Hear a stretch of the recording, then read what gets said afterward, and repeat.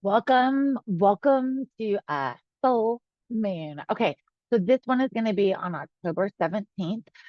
This is the exact time in where I'm at, which is PST time. And when we look over here at how this is all evolving, look at this. Like, let's just talk about the fact that there's all this energy spread out. You know how many people have been like, oh my gosh, I'm so like discombobulated, things that the whole time, blah, blah, blah. It's for real. Okay. So just settle down about that because it's for real. Like actually I missed the new moon reading because it's been like that. So it's just kind of what's happening. So but let's look here. The full moon is right here. It's in Aries. This is our seventh house. So when we look at just how the full moon is coming out, it is hot, it is passionate, it is driven, it is action, it is like all of the like things because Aries is the first fire sign in astrology. So it is the strongest fire sign in astrology, meaning it is the most reactive. It is the most fire-like of an extreme, right? Like think of this as a forest fire or like a whole big thing on fire, the sun, you know? So when we look at that with the moon. And the moon is all those feelings we have, right? So now we've got Aries with that fire energy on the moon, which is about like our mental processing. It is also about our emotions. And then we throw it in the seventh house of our partnership. So this is partners with business and this is partners with your significant other, right? And if you don't have a partner, this will still affect you in what you are looking for in partners when you're out there, looking for somebody in your life, either if it's business or pleasure. Anyways, speaking of, that is going to happen this month. So, um, when we're looking at this though, and we've got this moon here, I'd like to point out how it's really aspecting with these others. And not that this is a whole time in of itself, because when we have the full moon, it is about uh ridding things, right? And an interesting thing about this is depending on the type of relationship you have, this is going to be kind of a make it or break it deal. No joke. And so when we're looking at relationships, right? Say this is your business partner, your business partnership, if it's going just blissfully, it's going to get even better, right? And there's going to be more passion, there's going to be more connection, there's going to be a rapid pace and potential for burnout. Now, when we look at this in a partnership way, it's the same thing, right? If everything is blissful and wonderful, it's going to get even more intense during this period. And remember, it's been happening for 5 days, and we're going to get it for another 5 days after the peak.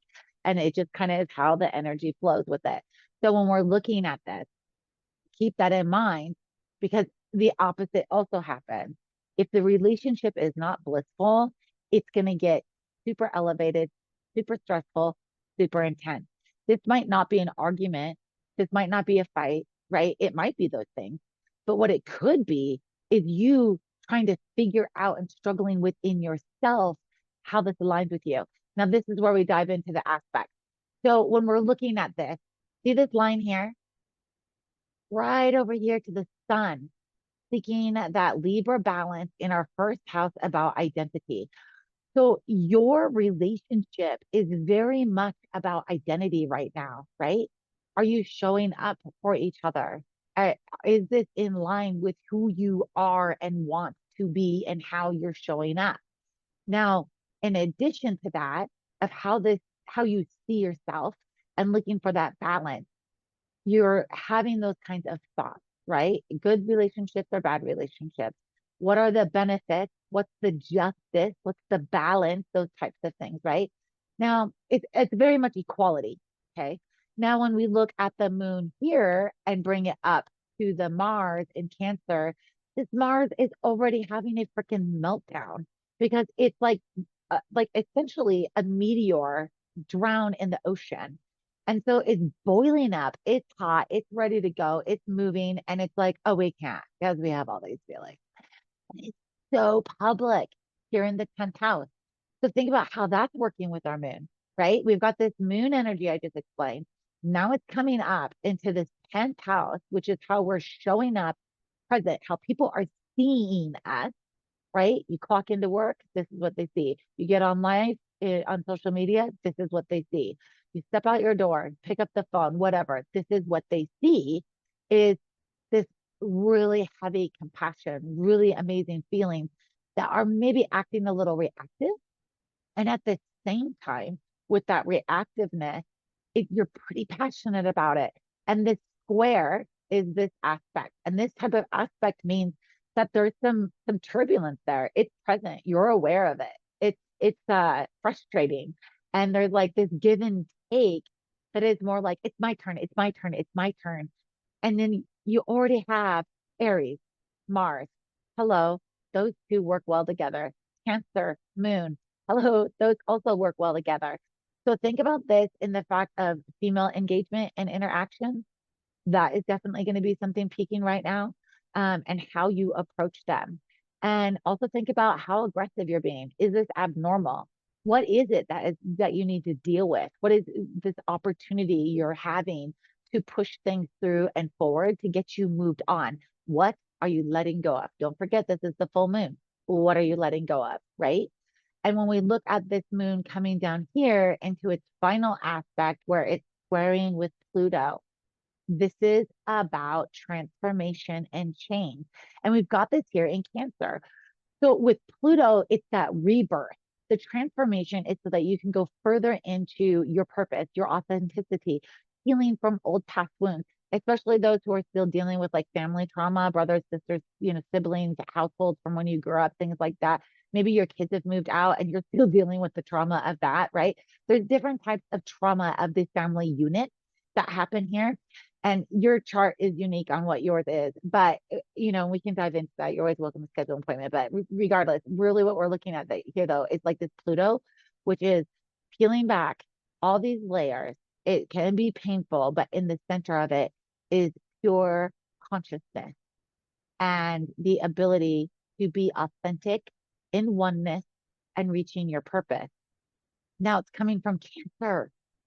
Cancer is about practicality and working like work. We're working, right?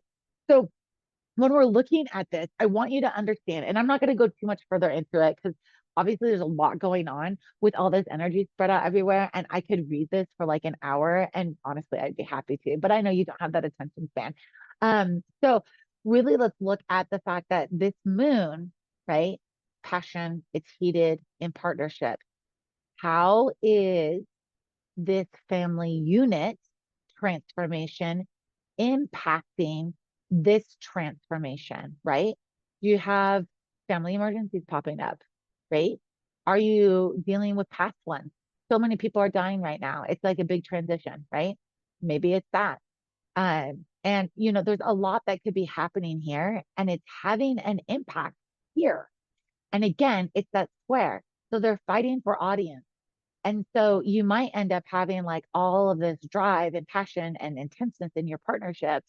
And at the same time, you've got these disruptions. Maybe you're focused on this and you're all in and you're doing all this work towards healing and growing and dealing with these things. And it's having an impact over here, right? Who's going to be the winner of this attention? The beautiful thing is, again, 5 days before, 5 days after, this is just a transition. What we are going to see is a lot of that, right? That is definitely going to be happening. And you can see like very quickly, as this moves, we go into some like spiritual understandings with it. And then just before it fully leaves, we're looking at like how it just relates to like the world. So, nothing heavy. Anyways, and then the aspects will change too. And so I'm gonna say that, towards the end of the week, keep an eye on your health. Make sure you're getting plenty of sleep. Again, it is the full moon. Set things out that you're wanting to like have cleansed. This is a great time to cleanse your house. If you have not seen my video on cleansing or the blog post on like the steps for how to cleanse your house or your room or your office, I strongly recommend it. Go to our YouTube. Well, I guess you're there already, maybe. Anyways, get on the YouTube, see that video, and then in addition to it, go to the JWJ website and you can read the blog about that. I used to have an office space that I had a whole time with. and really got into cleansing on the full moon. My neighbors in my building were rough. Anyways, enjoy. If you have any questions, you know how to find me. Bye.